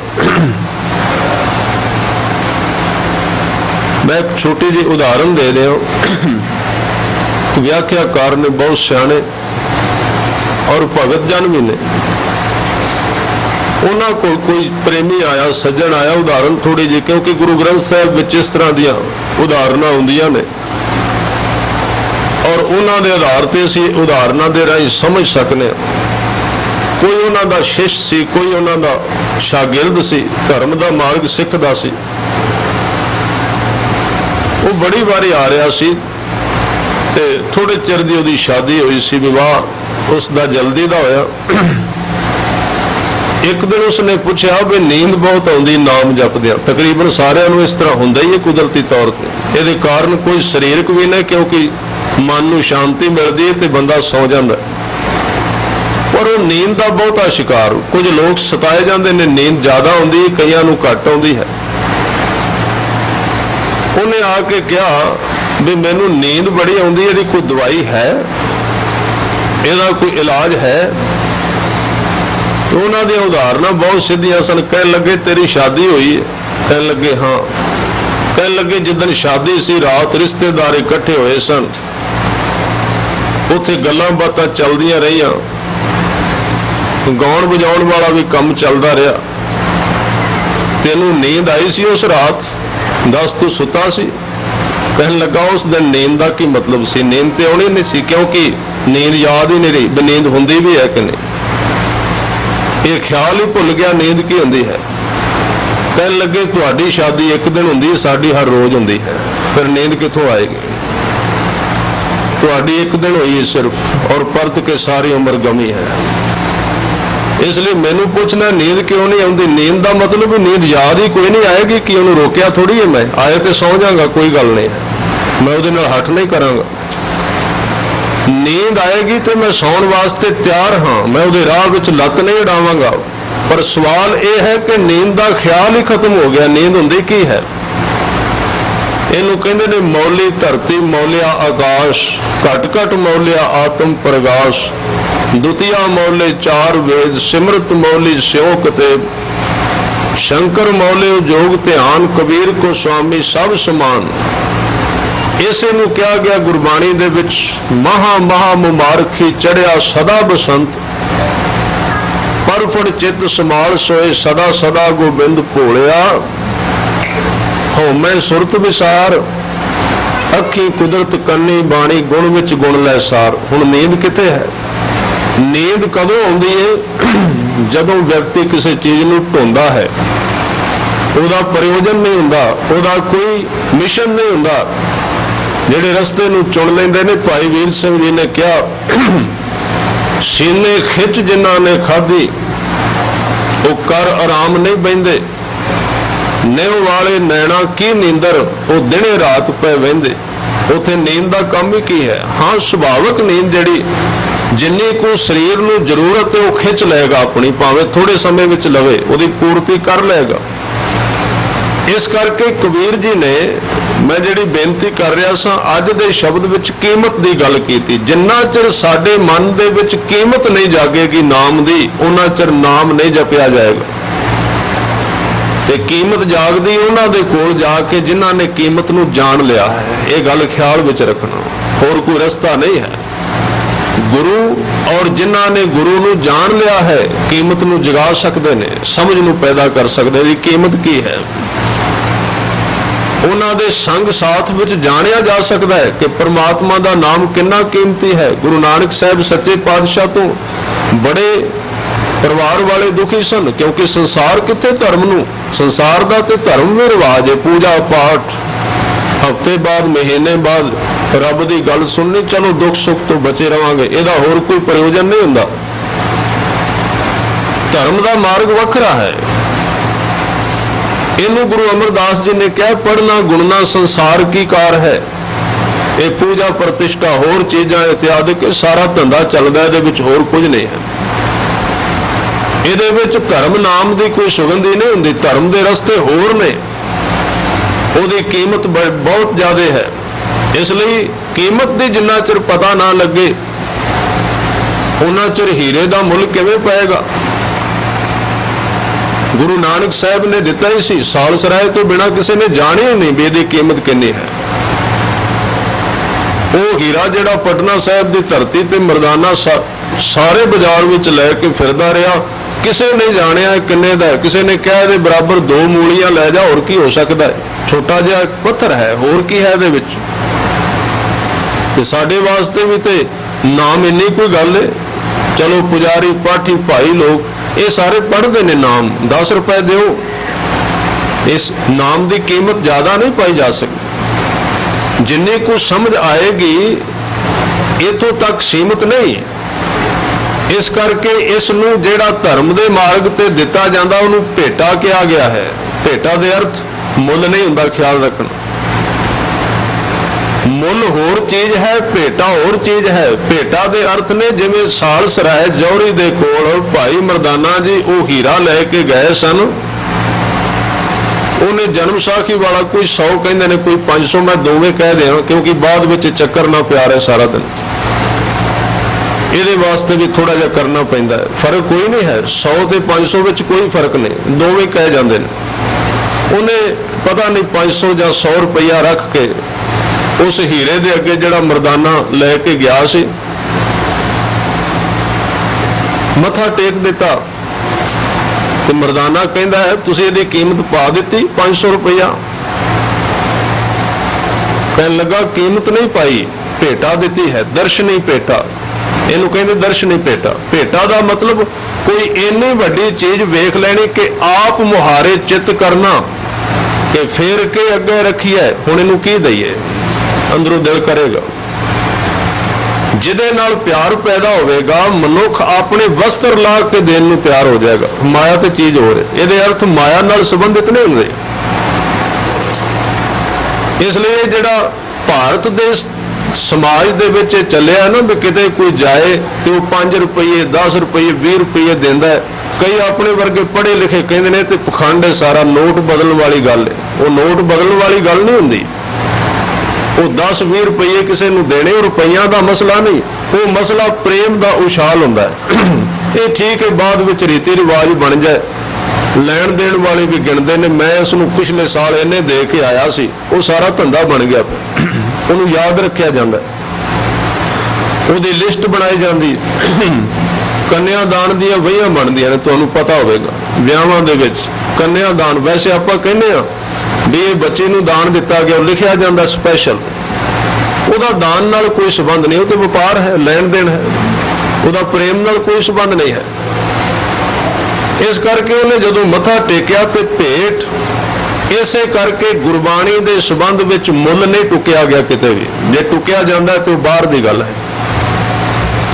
ਗੁਰਬਾਣੀ ਦੇ ਸੰਬੰਧ ਵਿੱਚ, ਕੀਰਤਨ ਦੇ ਸੰਬੰਧ ਵਿੱਚ, ਵਿਚਾਰ ਦੇ ਸੰਬੰਧ ਵਿੱਚ ਜਦੋਂ ਮੁੱਲ ਕੀਤਾ ਜਾਏ, ਉਹਨਾਂ ਥਾਵਾਂ ਤੇ ਜਾ ਕੇ ਉਹ ਚੀਜ਼ ਖਤਮ ਹੋ ਜਾਏਗੀ ਜਿਸ ਨੂੰ ਭੇਟਾ ਕਹਿੰਦੇ ਨੇ। ਉਹ ਭੇਟਾ ਨਹੀਂ ਹੁੰਦੀ, ਉਹ ਤੇ ਸਿੱਧਾ ਸਮਾਂ ਹੁੰਦਾ। ਇਹ ਠੀਕ ਹੈ, ਮੰਗਣ ਵਾਲਿਆਂ ਦੀਆਂ ਕੁਝ ਮਜਬੂਰੀਆਂ ਨੇ, ਕਿਉਂਕਿ ਜੇ ਤੁਸੀਂ ਕਥਾ ਕਰਦੇ ਹੋ ਵੀ ਸੰਸਾਰ ਦੇ ਵਿੱਚ ਮਾਇਆ ਝੂਠੀ ਹੈ, ਇੱਕ ਤੇ ਬੰਦੇ ਨੇ ਉਧਰੋਂ ਰੱਸੀ ਗਲ ਵਿੱਚ ਪਈ ਹੈ ਵੀ ਮੰਗਣਾ ਨਹੀਂ, ਜੋ ਕੁਝ ਦੇ ਠੀਕ ਹੈ, ਉਹ ਹੈ ਤਾਂ ਸਚਾਈ। ਪਰ ਹੁਣ ਵਿਚਾਰਾ ਗਿਆ, ਉਹਨੇ ਜਾ ਕੇ ਕਥਾ ਕੀਤੀ ਵੀ ਬਾਬਾ ਮਾਇਆ ਸਾਥ ਨਾ ਹੋਏ, ਇਨ ਮਾਇਆ ਜਗ ਮੋਇਆ ਵਿਰਲਾ ਬੂਝੈ ਕੋਈ। ਮਨ ਹਾਲੀ ਕਿਰਸਾਨੀ ਕਰਨੀ ਸ਼ਰਮ ਪਾਣੀ ਤਨ ਖੇਤ, ਨਾਮ ਵੀ ਸੰਤੋਖ ਸੁਹਾਗਾ ਰੱਖ ਗਰੀਬੀ ਵੇਸ। ਤੇ ਜਿਹੜੇ ਅੱਗੇ ਪਹਿਲਾਂ ਤੋਂ ਉਹਨਾਂ ਸਲਾਹ ਦਿੱਤੀ ਸੀ, ਕੀਤੀ ਸੀ ਆਪਸ ਵਿੱਚ ਵੀ 1100 ਦਿਆਂਗੇ, ਪਰ ਜਦੋਂ ਸਾਰੀ ਕਥਾ ਸੁਣੀ ਨਾ ਵੀ ਮਾਇਆ ਨਾਲ ਨਹੀਂ ਜਾਣੀ, ਉਹਨਾਂ ਨੂੰ ਇਹ ਚੇਤਾ ਹੀ ਭੁੱਲ ਗਿਆ ਵੀ ਆ ਜਿਹੜਾ ਬਾਹਰ ਗੱਡੀ ਵਾਲਾ ਬੈਠਾ ਇਹਦਾ ਕੀ ਕਰਾਂਗੇ। ਉਹਨਾਂ ਨੇ ਕਿਹਾ ਵੀ ਇਹ ਤੇ ਬੜੇ ਰੱਜੇ ਹੋਏ ਨੇ, ਬ੍ਰਹਮ ਗਿਆਨੀ। ਬ੍ਰਹਮ ਗਿਆਨੀ ਦਾ ਮਤਲਬ ਅਸੀਂ ਇਹ ਕੱਢਿਆ ਵੀ ਰੋਟੀ ਨਹੀਂ ਖਾਂਦਾ, ਕੱਪੜੇ ਨਹੀਂ ਪਹਿਨਦਾ, ਇਹਦਾ ਘਰ-ਬਾਰ ਕੋਈ ਨਹੀਂ ਹੈ, ਇਹਨੂੰ ਲੋੜ ਨਹੀਂ, ਇਹ ਤਾਂ ਕਿਸੇ ਫੈਕਟਰੀ ਦੇ ਵਿੱਚੋਂ ਕਾਰ ਵਾਂਗੂ ਬਣ ਕੇ ਆਇਆ, ਇਹਦੇ ਵਿੱਚ ਜਿੰਦ ਜਾਨ ਹੀ ਕੋਈ ਨਹੀਂ ਹੈ। ਇਸ ਕਰਕੇ ਉਹਨਾਂ ਨੇ ਅਰਥ ਇਹ ਕੱਢ ਦਿੱਤੇ। ਇਹ ਮੰਗ ਸ਼ੰਗ ਕਿਉਂ ਸ਼ੁਰੂ ਹੋਈ, ਇਹਦਾ ਕੀ ਕਾਰਨ ਬਣਿਆ, ਇਹ ਦੋਹਾਂ ਪਾਸਿਆਂ ਤੋਂ ਹੁੰਦਾ। ਉਹਨਾਂ ਨੇ ਕਿਹਾ ਵੀ ਇਹ ਤੇ ਤਿਆਗੀ ਲੱਗਦੇ ਨੇ, ਸਾਰੀ ਕਥਾ ਹੀ ਮਾਇਆ ਦੇ ਵਿਰੋਧ ਵਿੱਚ ਕਰ ਦਿੱਤੀ। ਪਰ ਮਾਇਆ ਦੇ ਅਰਥ ਹੀ ਨਹੀਂ ਸਮਝੇ, ਮਾਇਆ ਕਿਸ ਨੂੰ ਕਹਿੰਦੇ ਨੇ। ਇਸ ਕਰਕੇ ਉਹ ਪਹਿਲੀ ਵਾਰੀ ਤੇ ਮਾਇਆ ਦੀ ਕਥਾ ਕਰ ਬੈਠੇ ਤੇ ਜਦੋਂ ਖਾਲੀ ਹੱਥ ਵਾਪਸ ਮੁੜੇ, ਇੱਕ ਪੀਲੇ ਰੰਗ ਦਾ ਪਰਨਾ ਗਲ ਵਿੱਚ ਪਾ ਦਿੱਤਾ ਗਿਆ, ਪਰਤ ਕੇ ਸਹੁੰ ਪਾ ਦਿੱਤੀ ਵੀ ਮਾਇਆ ਦੀ ਕਥਾ ਨਹੀਂ ਕਰਨੀ ਹੁਣ। ਤੇ ਬਹੁਤ ਪੁੱਠਾ ਕੰਮ ਪੈਂਦਾ ਹੈ, ਇਹਦੇ ਤੇਲ ਵੀ ਜੇਬ ਵਿੱਚੋਂ ਪਾਉਣਾ ਪਿਆ। ਇਸ ਕਰਕੇ ਇਹ ਸਿਧਾਂਤ ਮਹਿੰਗਾ ਪੈ ਗਿਆ। ਇੱਥੋਂ ਫਿਰ ਇਹ ਸ਼ੁਰੂ ਹੋਇਆ ਵੀ ਹੁਣ ਤੁਸੀਂ ਫਿਕਸ ਕਰ ਦਿਓ, ਨਹੀਂ ਤੇ ਗੁਰਮਤ ਦਾ ਤਰੀਕਾ ਫਿਕਸ ਕਰਨ ਨਾਲ ਸੰਬੰਧਿਤ ਨਹੀਂ ਹੈ, ਉਹਦੇ ਨਾਲ ਸੰਬੰਧਿਤ ਕੋਈ ਨਹੀਂ ਹੈ। ਇਹ ਠੀਕ ਹੈ, ਭਾਵੇਂ ਹੁਣ ਤਾਂ ਅਕਾਊਂਟ ਖੁੱਲੇ ਨੇ, ਪਹਿਲੇ ਉਹਦੇ ਵਿੱਚ ਆ ਜਾਂਦਾ ਹੈ। ਅਜੇ ਆਦਮੀ ਨੇ ਜਾਣਾ ਹੁੰਦਾ ਮਹੀਨੇ ਬਾਅਦ ਕਿਤੇ, ਤੇ ਉਹ ਵਿਚਾਰੇ ਕਹਿੰਦੇ ਨੇ, ਮੈਂ ਹੈਰਾਨ ਹੋ ਗਿਆ ਵੀ ਤੁਹਾਡਾ ਅਕਾਊਂਟ ਨੰਬਰ ਹੈ ਕੋਈ, ਕਾਹਦੇ ਵਾਸਤੇ? ਅਸੀਂ ਉਹਦੇ ਵਿੱਚ ਪਹਿਲਾਂ ਮਾਇਆ ਭਰ ਦਿੰਦੇ। ਇਹ ਪਹਿਲੀ ਵਾਰੀ ਹੈਰਾਨਗੀ ਹੋਈ। ਫਿਰ ਉਹਨਾਂ ਨੇ ਕਿਹਾ ਤੁਸੀਂ ਘਬਰਾਓ ਨਾ, ਇਸੇ ਤਰ੍ਹਾਂ ਚੱਲਦਾ ਸਾਰਾ, ਇਹ ਪਹਿਲੇ ਹੀ ਭਰਿਆ ਜਾਂਦਾ ਅਕਾਊਂਟ ਜਿਹੜਾ। ਚਲੋ ਜਿਵੇਂ ਕਿਸੇ ਦਾ ਚੱਲਦਾ ਉਸ ਢੰਗ ਦੇ ਨਾਲ ਠੀਕ। ਦੋਹਾਂ ਪਾਸਿਓਂ ਦੇ ਲੋਕ ਇਸ ਤਰ੍ਹਾਂ ਗਲਤ ਚੱਲਦੇ ਨੇ, ਤਾਂ ਕਰਕੇ ਚੀਜ਼ਾਂ ਪੈਦਾ ਹੁੰਦੀਆਂ ਨੇ। नहीं तो गुरमत का विशा भेटा के अर्थ ये होंगे ने भी जदों कोई इन्ना प्रभावित हो जाए फिर ਉਹਦੇ ਵਿੱਚ जिन्नी समर्था होवे वो अपना आप कढ़ के बाहर रख देगा। ਉਹਦੇ मतलब ये ने फिर के अगे रखिए जित दिसै दरबार रब कीमत नाल मिलदा। वैसे आदमी आम तौर पर पैसों नूं याद रखदा, ख्याल रखना। गुरुद्वारे विच बंदा 5,000 10,000 20,000 रुपया देगा,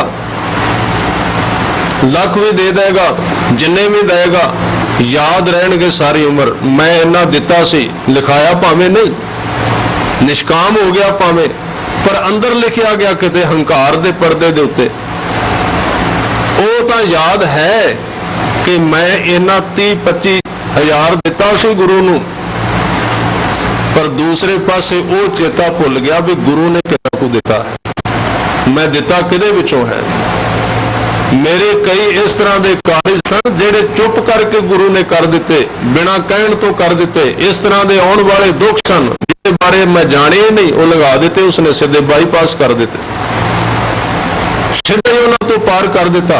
इस करके मनुख अपने दिते हुए नूं वार-वार याद रखता है, भावें उन्होंने प्रगट ना भी करे। ये गल ख्याल विच रखना चंगी गल है। असी गुपत दान कर दईए, गुपत दान बड़ा खतरनाक चीज है, तो बच के रहना। जे उन्होंने मुड़ मुड़ के याद करना है तो लिखा देना कागज ते, उत्ते बोलिया जाए स्टेज ते, तो चंगी गल है, निकल जाएगा। उल्टी आ जाए तो ठीक है, अंदर तंग करती रहेगी सारी उम्र, वो गंद निकल जाना चाहिए अंदर। तो सारी उम्र गुपत दान गुपत हो गया, अंदर फड़ी रखिया उस मन दे विच। ਉਹਦੇ ਨਾਲੋਂ ਬਿਹਤਰ ਇਹ ਸੀ कि उसनों लिखा दिता जाता, अनाउंस हो जाता, इस आदमी ने इन्ना दिता है, अंदरों निकल गया, कहानी खत्म हो गई। पर गुपत दान हुण दोहरी हंकार की मार पैनी शुरू हो गई। मैं दिता भी सब तो ज्यादा है, पर मैं नाम भी नहीं लिखाया। एक बीमारी छड्डी सी, ਉਹਦੇ तो 100 गुना ज्यादा फड़ ली। इस करके उस सालसरे जौहरी ने मत्था टेकिया ते भाई मरदाना जी पुछदे ने 500 का है हीरा जिहड़ा गुरु साहब ने दिता है।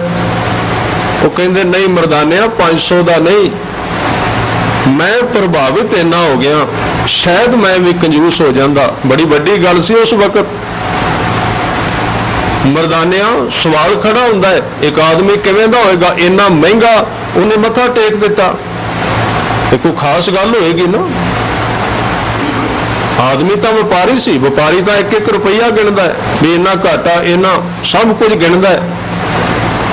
आदमी तो अपनी जेब विचों हथ मार के सब तो पुराना नोट कढ़दा है भी आप गुरुद्वारे दे देने। पर उसने क्यों कढ़ दिता? उन्हें एक गल कही, मरदानिया तू ये ना समझी मैं सोच समझ के दिता है। किवें दिता है? कहने लगे मेरे तो रिहा नहीं गया, मेरा जी कीता मेरे को जो कुछ है मैं दे अगे रख दे, अपने आप नूं वार दियां, इन्ना प्रभावित हो गया। उस दिन भेटा दे समझ आउणगे भी गुरु नूं माया देण दे की अर्थ ने। माया देण दे अर्थ ने कदी तुसीं प्यार विच वेखना, जदों बड़े समय बाद कोई पुत्र विदेश विच रह के घर परतदा है ते मां उहनूं पता है भी इहने इन्ना खाना नहीं, पर वो रसोई दे विचों हर एक चीज लिया के छोटी तो वड्डी तक उहदे सामने रख देंदी। उहदा की कारण है? प्रेम इन्ना उछल गया, उन्होंने पता भी है भी काम विच इहदे नहीं आउणा, पर प्रेम की दुनिया ऐसी है। इस करके उन्हें मुल पाया, कीमत पाई। साईं नाम अमोल कीम ना कोई जान दो। परमेश्वर का नाम बड़ा कीमती है, संसार के लोगों को इसकी कीमत नहीं है, किन्ना को कीमती। इस करके उसकी रुचि पैदा नहीं होंदी, उसका प्यार पैदा नहीं होंदा, मनुख उसदे वास्ते सीधे राह ते तुरदा नहीं। इसलिए साईं नाम अमोल कीम ना कोई जान दो, जिन्ना भाग मथाहे से नानक हर रंग मान दो। जिन्हां दे मस्तक ते कीमत पाउण वाले भाग पैदा हो गए ने, वो ही इहदा रस लै सकते हैं, दूसरियां दे हत्थ विच नहीं आउंदा। इसलिए कबीर जी अज कह रहे ने, हीरा हीरा बेद बेद पवन मन, बड़े गुझे भेद ने।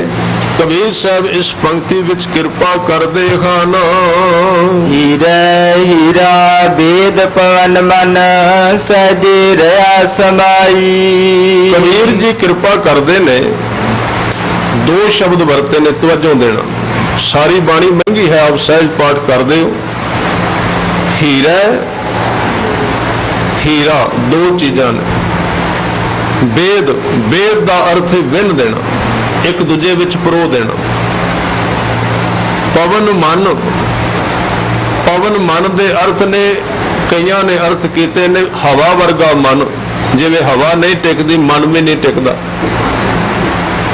पर इत्थे पवन के अर्थ होणगे श्वास, जिहड़ा श्वास चल रहा। पवन मन ये दो लफ्ज इकट्ठे क्यों कहे ने? क्योंकि मन श्वास विच रहिंदा है, श्वास मन विच रहिंदा है, दोवें इकट्ठे, दोवां दा जोड़ है। इसलिए सानू भुलेखा पै गया भी श्वास दे नाल नाम किवें जपना।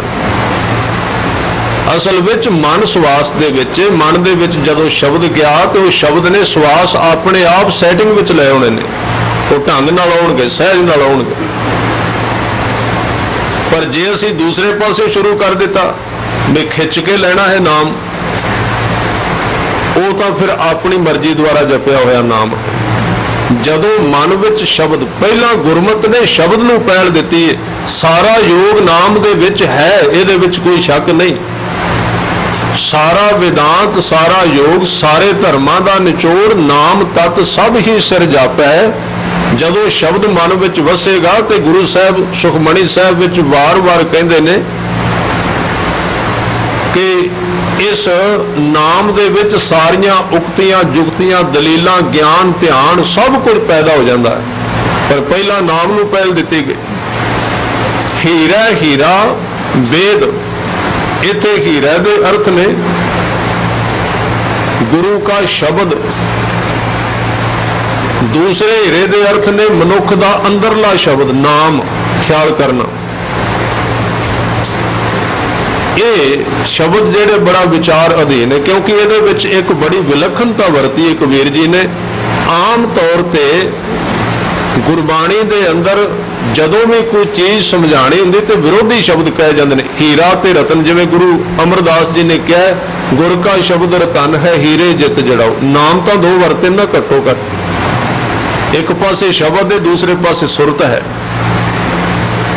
पर इत्थे लफ्ज इको वरते गए। हीरा हीरा वेद, वो भी हीरा ते दूसरा भी हीरा, दो चीज़ों नूं इको नाम क्यों दिता गया? इसदा की कारण से थोड़ी जी एकाग्रता बनाउणी, क्योंकि जेड़े लड़ी अधीन शब्द हुंदे ना, आपां उन्हां नूं छड्ड के अपने कंन रस पूरे नहीं करने।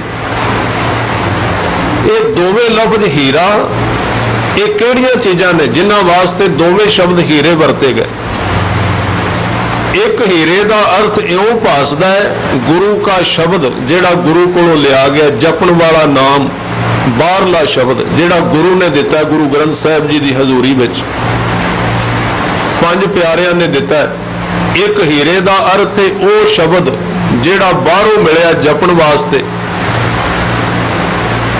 दूसरे हीरे का अर्थ है मनुख दे अंदरला गुप्त शब्द, जिहड़ा सारियां दे विच अंदर लुक के बैठा होया। जल थल मैयल गुप्तों वरता है। इसलिए दो शब्द ने गुरु साहब ने क्या बाणी विच, अंदरों जिनका मोह टुटा तिनका शब्द सच्चा सवारिया। जदों बाहरले शब्द दे नाल अंदरले शब्द का संपर्क बन जाए, कहानी शुरू हो गई। दोवां दा जोड़ जिथे बन जाए। गुर का शब्द रतन है, हीरे जित जड़ाओ। इन्हां दोवां नूं जोड़, अंदरले शब्द नूं ते बाहरले शब्द नूं, दोवां दा संयोग कर, दोवें आपस में खह जान, गलवकड़ी पा लैन, उहदे तो अगे धार्मिक दुनिया शुरू होगी। विज्ञान तो बहुत ज़्यादा गुरु ग्रंथ साहिब दे विच अध्यात्म, पर जे असी अर्थ कीते ने, अर्थ उहदे हुणे मजबूरी भी है, पूरी तरह अर्थ हुण कोई करन जिन्हां ने उच्चारण किया है, जिहड़े इस अवस्था विच गए। इसलिए इन्हां दोवां लफ्जां दे अर्थ ने हीरा हीरा वेद। एक हीरे ने दूजे हीरे नूं विंन दिता। की अर्थ होणगे? बाहरले गुरु के शब्द नूं जपदियां जपदियां जपदियां जपदियां वो शब्द उस अंदरले शब्द तक चला गया, जिहड़ा गुप्त होके अंदर बैठा होया। सारियां दे विच है नाम। गुरु रामदास सच्चे पातशाह बाणी विच बचन कहंदे ने, ਥਾਉ ਬਲਿਹਾਰੀ ਸਤਿਗੁਰ ਆਪਣੇ ਕਿਉਂ ਬਲਿਹਾਰ ਜਾਂਦੇ ਹੋ? ਕੀ ਕਾਰਨ? ਜਿਨ ਗੁਪਤ ਨਾਮ ਪਰ ਗਾਂਝਾ, ਜਿਨੇ ਮੇਰੇ ਅੰਦਰਲਾ ਲੁਕਿਆ ਹੋਇਆ ਗੁਪਤ ਨਾਮ ਪ੍ਰਗਟ ਕਰ ਦਿੱਤਾ, ਬਾਹਰ ਲੈ ਆਂਦਾ। ਇਸੇ ਨੂੰ ਕਿਹਾ ਭਗਤ ਜੀ ਨੇ, ਸੋਨੇ ਕੀ ਸੋਈ ਰੁਪਏ का धागा, ਨਾਮੇ का चित हर स्यो लागा। दो धागे जिथे मिल गए उत्थे कपड़ा सिपना शुरू हो गया। जिथे बाहरला ते अंदरला शब्द आपस विच मिल गया उत्थे सुरत परमात्मा दे नाल जुड़नी शुरू हो गई।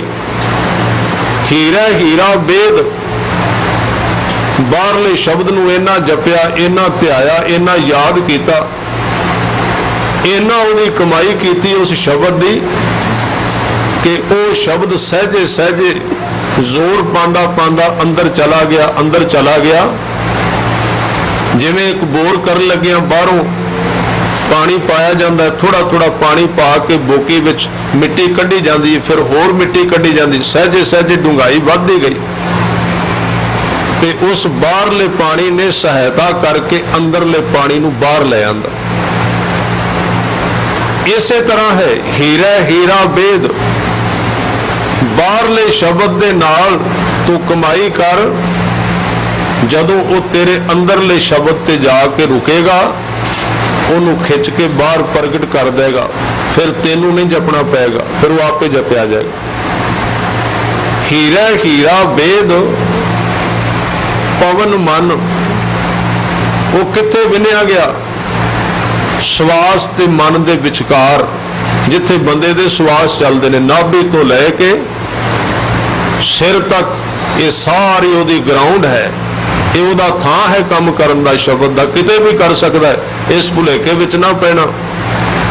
ये हर एक बंदे दे अपने शरीर की अवस्था है भी वो नाम जपी जाए, शब्द ने जिथे अपनी थां बनानी आपे बनाएगा। इस करके सतगुरु कह रहे ने कि दो शब्दों का जिथे मेल होया उथे शब्द प्रगट होया। पवन मन रहा समाई, सहजे रहा समाई। जेड़ा मन है ते श्वास है, पवन जेड़ा है वो सहज में चला गया, टिकाव में चला गया, सहजे सहजे चलन लग पिया। श्वास लेना ही आनंद का एक खजाना बन गया।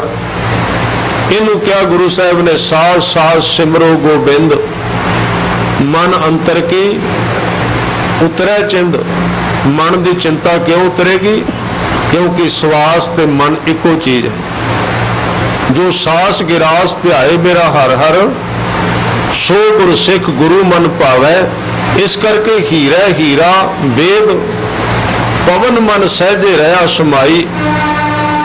मन टिक गया, मन दे विच एकाग्रता पैदा हो गई। सगल जोत इन हीरा बेदी, सतगुर बचनी मैं पाई। हुण अगली दशा कही है। पहली पंक्ति विच अपनी दशा, सगल जोत इन हीरा बेदी। तवज्जो देना, जिन्हां दा विषय वो समझ लैणगे, बाकी तो सब कुछ इसी तरह ठीक ठाक चलता है। सगल जोत इन हीरा बेदी। इस शब्द नूं जदों अंदरों वेखिया, नाम जपिया, नाम नाल वो गुप्त हीरा प्रगट हो गया नाम दा। ते जदों बाहर झाती पाई, बाहर वेखिया ते सगल जोत सारियां दे शरीरां दे विच ओही शब्द काम कर रहा है।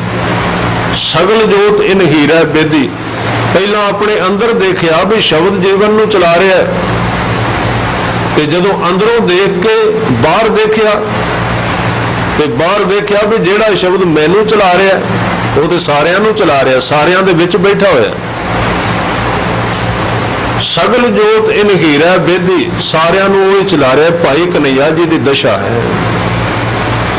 गुरु ग्रंथ साहिब जी की बाणी दे विच जिहड़ियां अवस्थावां दा जिक्र आया है ना, वो गुरु के सिखां ने अपने जीवन ते हंडाइयां ने, अज भी हंडा रहे ने, पहलां भी हंडाइयां ने। ये कोई समझण वालियां कलियां गल्लां नहीं। अर्थ इहदे तुसीं वेखोगे टीकियां विच कई तरह के मिल जाणगे। वो कहंदे जदों अंदरों तकिया, जिन्होंने गुरु तेग बहादुर साहब कहंदे ने भी काहे रे बन खोजन जाई, सर्व निवासी सदा लेपा तो ही संग समाई। पोप मद जो बास बसता मुकर माए, जैसे छाई तैसे ही हर बसै निरंतर, घट ही खोजो भाई। पर ਇਹਦੇ ਤੋਂ ਅੱਗੇ ਇੱਕ ਬਚਨ ਕਿਹਾ, ਕਹਿਣ ਲੱਗੇ ਬਾਹਰ ਭੀਤਰ ਏਕੋ ਜਾਨੋ। ਬਾਹਰ ਤੇ ਅੰਦਰ ਇੱਕੋ ਹੀ ਹੈ, ਪਰ ਬਾਹਰ ਕਦੋਂ ਦਿਸੇਗਾ? ਪਹਿਲਾਂ ਅੰਦਰੋਂ ਤੇ ਦੇਖ ਲਈਏ। ਅੰਦਰ ਦਿਸੇਗਾ ਫਿਰ ਬਾਹਰ ਦਿਸੇਗਾ। ਅੰਦਰ ਤੇ ਦਿਸਿਆ ਨਹੀਂ। ਹਰ ਰੋਜ਼ ਲੋਕ ਕਹਿੰਦੇ ਨਾ ਵੀ ਸਾਰੇ ਲੋਕ ਭਰਾ ਭਰਾ ਹੀ ਨੇ, ਆਪਸ ਵਿੱਚ ਸਾਂਝਾ ਕੰਮ ਹੈ, ਵੈਰ ਵਿਰੋਧ ਨਾ ਕਰੋ। ਇਹ ਸਿਰਫ ਲਫ਼ਜ਼ ਨੇ, ਇਹ ਸਿਰਫ ਭਾਸ਼ਾ ਹੈ, ਇਹ ਦੇਖਿਆ ਨਹੀਂ ਹੈ। ਇਸ ਕਰਕੇ ਸਗਲ ਜੋਤ ਇਨ ਹੀਰਾ ਬੇਦੀ, ਇਸ ਹੀਰੇ ਨੇ, ਇਸ ਨਾਮ ਨੇ ਜਿਹੜਾ ਮੇਰੇ ਅੰਦਰ ਹੈ, ਸਾਰਿਆਂ ਸਰੀਰਾਂ ਨੂੰ ਉਹਨੇ ਆਪਣੇ ਅੰਦਰ ਪਰੋਇਆ ਹੋਇਆ ਹੈ, ਸਾਰਿਆਂ ਦਾ ਸੰਰਖਣ ਕਰ ਲਿਆ, ਸਾਰਿਆਂ ਨੂੰ ਚਲਾ ਰਿਹਾ ਹੈ। ਇਸ ਕਰਕੇ ਕਹਿੰਦੇ ਨੇ ਜਿਹੜਾ ਸ਼ਬਦ ਹੈ ਪਰਮਾਤਮਾ ਤੋਂ ਬਾਅਦ ਸ਼ਬਦ ਪੈਦਾ ਹੋਇਆ ਹੈ। ਸਾਰੇ ਮਤ ਇਹਦੇ ਨਾਲ ਸਮਝ ਨੇ, ਸਹਿਮਤ ਨੇ। ਗੁਰੂ ਸਾਹਿਬ ਕਹਿੰਦੇ ਕੀਤਾ ਪਛਾਓ ਏਕੋ ਕਵਾਓ, ਇਹ ਉਸੇ ਸ਼ਬਦ ਦੀ ਗੱਲ, ਉਹਨੂੰ ਹੀਰਾ ਕਹਿ ਰਹੇ ਨੇ ਕਬੀਰ ਜੀ ਅੱਜ। ਇਸ ਲਈ ਕਬੀਰ ਜੀ ਨੇ ਬਚਨ ਕੀਤਾ ਕਿ ਸਾਰੀਆਂ ਜੋਤਾਂ ਸਾਰੇ ਸਰੀਰਾਂ ਦੇ ਵਿੱਚ ਸਭੈ ਘਟ ਰਾਮ ਬੋਲੇ, ਰਾਮਾ ਬੋਲੇ, ਰਾਮ ਬਿਨਾ ਕੋਈ ਬੋਲੇ ਰੇ। ਅਸਥਾਵਰ ਜੰਗਮ ਕੀਟ ਪਤੰਗਮ, ਘਟ ਘਟ ਰਾਮ ਸਮਾਨਾ ਰੇ। ਸਾਰਿਆਂ ਦੇ ਵਿੱਚ ਮੌਜੂਦ ਉਹਦੀ ਜੋਤ ਹੈ, ਪਰ ਜਿੰਨਾ ਚਿਰ ਮਨੁੱਖ ਉਹਨੂੰ ਕਮਾ ਕੇ ਆਪਣੇ ਅੰਦਰੋਂ ਦੇਖ ਨਹੀਂ ਲੈਂਦਾ, ਉਹਨਾਂ ਚਿਰ ਕੇਵਲ ਗੱਲਾਂ ਬਾਤਾਂ ਵਿੱਚ ਹੈ, ਉਹਨਾਂ ਚਿਰ ਕੁਝ ਅਰਥ ਨਹੀਂ ਨਿਕਲਦੇ ਇਸਦੇ। ਉਹਨਾਂ ਸਮਾਂ ਕੇਵਲ ਇਹ ਭਾਸ਼ਾ ਬਣੀ ਰਹੇਗੀ, ਕੋਈ ਦਇਆ ਨਹੀਂ ਪੈਦਾ ਹੋਏਗੀ ਜਿੰਨਾ ਚਿਰ ਨਾਮ ਦੀ ਕਮਾਈ ਨਹੀਂ ਕਰਦਾ। ਅੰਦਰ ਸਖਤ ਰਹੇਗਾ, ਦੁਬਦਾ ਬਣੀ ਰਹੇਗੀ। ਇਸ ਲਈ ਕਬੀਰ ਜੀ ਕਹਿੰਦੇ ਨੇ ਇਸ ਪੰਕਤੀ ਨੂੰ ਫਿਰ ਪੜਨਾ ਕਰੋ ਜੀ। ਸਗਲ ਜੋਤ ਇਨ ਹੀਰੇ ਬੇਦੀ, ਸਤਿਗੁਰ ਬਚਨੀ ਮੈਂ ਪਾਈ। ਇਹ ਕਿਵੇਂ ਅਵਸਥਾ ਦੀ ਸਮਝ ਲੱਗੀ? ਗੁਰੂ ਕੇ ਬਚਨਾਂ ਦੇ ਨਾਲ। ਸਤਿਗੁਰ ਬਚਨੀ, ਇੱਥੇ ਬਚਨਾਂ ਦੇ ਅਰਥ ਸਮਝਣਾ। ਗੁਰੂ ਕੇ ਬਚਨ ਕੀ ਨੇ? ਗੁਰੂ ਦਾ ਸ਼ਬਦ ਕੀ ਹੈ? ਸਤਿਗੁਰ ਬਚਨੀ, ਇਹਨੂੰ ਕਹਿੰਦੇ ਨੇ ਗੁਰੂ ਦਾ ਵਚਨ। ਗੁਰੂ ਨੇ ਪ੍ਰਵਚਨ ਦਿੱਤਾ, ਕਾਹਦੇ ਤੇ? ਸ਼ਬਦ ਨੂੰ ਕਿਵੇਂ ਕਮਾਉਣਾ ਹੈ। ਆ ਜਿੰਨੀ ਮਰਿਆਦਾ ਹੈ ਨਾ, ਜਿੰਨੀ ਦਿੱਤੀ ਜਾਂਦੀ ਹੈ, 5 ਕਕਾਰਾਂ ਦੀ ਮਰਿਆਦਾ, 4 ਕੁਐਤਾਂ ਦੀ ਗੱਲ, ਅੰਮ੍ਰਿਤ ਵੇਲੇ ਜਾਗਣਾ, ਇਹ ਗੁਰੂ ਕੇ ਬਚਨ ਨੇ ਸਾਰੇ। ਜਿਹੜਾ ਗੁਰੂ का वचन कमाएगा वो गुरु के शब्द तक चला जाएगा। सतगुर बचन तुम्हारे निर्गुण निस्तारे, महा बिखादी दुष्ट अपवादी ते पुनीत संगारे। कोई न जाने कोई न माने ते प्रगट हर द्वारे, कवन उपमा देव कवन वडाई, नानक खिन खिन वारे। गुर बचनी मैं पाई, गुरु दी किरपा दे नाल उस हीरे नूं मैं अपने जीवन विच देखिया है। हर की कथा अनाहद बानी, हंस होए हीरा ले पछानी। कबीर जी ने बहुत डूंगे शब्द वरते ने। हर की कथा अनाहत बानी, अकथ कथा, परमात्मा दी विचार। अनाहत, हथ का अर्थ हुंदे ने जिहड़ी चीज़ नूं वजाया जाए उहदे विचों आवाज़ निकले। वो आवाज़ जिहड़ी वजाउण नाल निकलदी, जिवें तबला है, होर कोई ढोल है। पर परमात्मा दी कथा किहड़ी है? जिहड़ी बिना यतन तो पैदा हुंदी है। इहदे अर्थ ये ने, हर की कथा अनाहत बानी। वो बानी, वो विचारधारा, इउं कह लईए, वो ज्ञान जिस नूं व्यक्ति पैदा करन दा यतन ना करे, वो पैदा हो जाए, उहनूं कहंदे ने हर की कथा। पैदा करन दा यतन ना करे, वो आपे पैदा हो जाए, फुहारे की तरह, चश्मे की तरह। इस नूं जिन्हां ने इस नूं जाणिया है, उन्हां ने नूं क्या है। बाबा तेजा सिंह MA बड़े पढ़े लिखे सन, ते बाबा अतर सिंह होरां दे संगी साथी विदेश चले, ते जान लग्या मिलण वास्ते आए। कोई बचन मंगया, याद रहेगा, विदेश चलना। बाबा अतर सिंह ने एक बचन कहा, दी व्याख्या कर दी, जिहड़ी गल अज कबीर जी कह रहे हैं। इसलिए गल ख्याल विच रखना, गुरबाणी की व्याख्या बख्शे हुए लोग कर सकणगे, दूसरिਆਂ तो नहीं होएगी। ਆਪਾਂ ਤੇ इधरों उधरों 5-7 टीके पढ़े, ढेर ला लिया, इकट्ठे करके बोल देते। ये ठीक है, ਇਹ ਮੈਂ ਇਹਦੇ ਵਿਰੋਧ ਵਿੱਚ ਨਹੀਂ ਕਹਿ ਰਿਹਾ ਵੀ ਇਹ ਵਿਆਖਿਆ ਨਹੀਂ ਹੋਣੀ ਚਾਹੀਦੀ, ਇਹਦੇ ਵੀ ਅਰਥ ਨੇ। ਪਰ ਅਸੀਂ ਜੇ ਦਾਅਵਾ ਕਰਨ ਲੱਗ ਜਾਈਏ ਨਾ ਵੀ ਅਸੀਂ ਟੀਕਿਆਂ ਵਿੱਚੋਂ ਅਰਥ ਪੜ੍ਹ ਕੇ ਤੇ ਵਿਆਖਿਆ ਹੁਣ ਕਰ ਦਿੱਤੀ, ਬਿਲਕੁਲ ਨਹੀਂ। ਜਿਹਨੇ ਪਾਣੀ ਵਿੱਚ ਡੁਬਕੀ ਨਹੀਂ ਲਾਈ ਉਹਨੂੰ ਠੀਕ ਹੈ, ਉਹ ਪੜ੍ਹ ਲਏਗਾ ਵੀ ਪਾਣੀ ਠੰਡਾ ਬਹੁਤ ਹੁੰਦਾ, ਪਰ ਠੰਡੇ ਦਾ ਪੂਰਾ ਪਤਾ ਉਹਨੂੰ ਹੀ ਲੱਗੇਗਾ ਜਿਹਨੇ ਵਿੱਚ ਉਹਦੇ ਵਿੱਚ ਨਹਾ ਕੇ ਵੇਖਿਆ ਹੈ। ਇਹਨਾਂ ਚੀਜ਼ਾਂ ਦੀ ਜੇ ਸਾਨੂੰ ਸਮਝ ਆ ਜਾਏ ਤੇ ਫਿਰ ਅਸੀਂ ਆ ਵਿਵਾਦ ਖੜੇ ਨਾ ਕਰੀਏ ਹਰ ਰੋਜ਼। ਜਿਹੜੀ ਅੱਜ ਪੰਕਤੀ ਕਬੀਰ ਜੀ ਕਹਿ ਰਹੇ ਨੇ ਕਿ ਹਰ ਕੀ ਕਥਾ ਅਨਾਹਤ ਬਾਣੀ, ਹੰਸ ਹੋਏ ਕੋਈ ਵਿਰਲਾ ਹੰਸ ਨੂੰ ਪਹਿਚਾਣ ਸਕੇਗਾ, ਜਿਹੜੀ ਆਪਣੇ ਆਪ ਪੈਦਾ ਹੁੰਦੀ। ਅਨਾਹਤ ਦਾ ਮਤਲਬ ਹੈ ਹਤਨ ਦਾ ਨੈਗੇਟਿਵ। ਹੱਤ ਦਾ ਅਰਥ ਹੁੰਦਾ ਹੈ ਹੱਤਿਆ, ਮਾਰਨਾ, ਵਜਾਉਣਾ, ਪੈਦਾ ਕਰਨਾ, ਯਤਨ ਕਰਨਾ। ਅਨਾਹਤ ਦਾ ਮਤਲਬ ਹੈ ਉਹ ਕਥਾ ਜਿਸ ਨੂੰ ਪੈਦਾ ਕਰਨ ਵਾਸਤੇ ਯਤਨ ਨਹੀਂ ਕੀਤਾ ਜਾਂਦਾ, ਜੋ ਆਪਣੇ ਆਪ ਹੋ ਜਾਂਦੀ ਹੈ ਸਹਿਜ ਸੁਭਾਏ। ਜਦੋਂ ਬਾਬਾ ਤੇਜਾ ਸਿੰਘ ਹੋਰਾਂ ਨੇ ਪੁੱਛਿਆ ਵੀ ਕੋਈ ਬਚਨ, ਪ੍ਰੇਮ ਸੀ ਬਹੁਤ ਜ਼ਿਆਦਾ, ਉਸਤਾਦ ਸਨ, ਤੇ ਉਹਨਾਂ ਨੇ ਇੱਕ ਗੱਲ ਕਹੀ, ਕਿਉਂਕਿ ਕਥਾ ਕਰਦੇ ਹੁੰਦੇ ਸਨ, ਪੜ੍ਹੇ ਬਹੁਤ ਸਨ। ਬਾਬਾ ਅਤਰ ਸਿੰਘ ਜੀ ਨੇ ਬਚਨ ਦਿੱਤਾ, ਕਹਿਣ ਲੱਗੇ ਮੇਰੀ ਇੱਕ ਗੱਲ ਯਾਦ ਰੱਖੀ, ਤੂੰ ਕਥਾ ਕਰਨ ਚੱਲਾ ਹੈ, ਗੁਰੂ ਨਾਨਕ ਦਾ ਉੱਥੇ ਪ੍ਰਚਾਰ ਕਰਨਾ ਹੈ ਤੂੰ, ਤੇ ਇੱਕ ਗੱਲ ਯਾਦ ਰੱਖੀ, ਜਿੱਦਣ ਤੂੰ ਕਥਾ ਕਰਨ ਵਾਸਤੇ ਤੁਰੇ, ਜਿੱਦਣ ਤੇਰਾ ਚਿੱਤ ਕਰੇ ਮੈਂ ਕਥਾ ਕਰਾਂ, ਉਦਣ ਕਥਾ ਨਾ ਕਰੀ, ਤੇ ਜਿੱਦਣ ਤੇਰਾ ਚਿੱਤ ਨਾ ਕਰੇ ਉਦਣ ਤੂੰ ਕਥਾ ਕਰੀ। ਹੁਣ ਇਹ ਭਾਸ਼ਾ ਜਿਵੇਂ ਸਮਝ ਵਿੱਚ ਆਉਂਦੀ ਹੈ ਕੋਈ, ਜੇ ਚਿੱਤ ਨਹੀਂ ਕਰਦਾ ਤੇ ਕਥਾ ਕਿਵੇਂ ਕਰਾਂਗੇ? ਇਸੇ ਲਈ ਗੁਰੂ ਸਾਹਿਬ ਕਹਿੰਦੇ ਨੇ ਕਿ ਭਗਤਾਂ ਤੇ ਸੰਸਾਰੀਆਂ ਜੋੜ ਕਦੇ ਨਾ ਆਇਆ। ਕਹਾਣੀ ਉਲਟ ਹੋ ਜਾਂਦੀ ਬਿਲਕੁਲ। ਲੋਕ ਕਹੇ ਕਬੀਰ ਬੋਰਾਨਾ, ਕਬੀਰ का मर्म राम पहचाना। जिदन जी करे उदन कथा ना करी, जिदन जी ना करे उदन कर दे। वो भी कहन लगे भी ये किवें होएगा, ये तो गल मैनू समझ विच नहीं आ रही, इसदा की लाभ होएगा? कहन लगे जिदन तू बना के मैटर तुरेगा ना पंड बन के, उदन गुरु साहब ने, गुरु नानक साहब ने कहना भी इनू अपना जोर ला ही लैन दो, किन्ना कोई ज्ञान वंडदा। अपना हंकार, और जिदन तेरे मन विच ये होगा भी मैनू तो कुछ याद नहीं आता पिया मैं कहना की है, उदन तू गुरु को जाएगा तो गुरु अगे नमस्कार करेगा तो सतगुरु नू तरस आ जाएगा भी हुणे विचारा आया तो है, दे कोल ते है कुछ नहीं, इनू दियां कुछ तां ही कहेगा ना। इसलिए जिदन तू अपनी चित बिरती नाल कथा करन दा यतन कीता, उदन तू करेगा ते बंदे दी कीती हुई कथा संपूर्ण नहीं हुंदी, ते जिदन तेरा चित ना करेगा उदन गुरु नानक साहब कथा करनगे।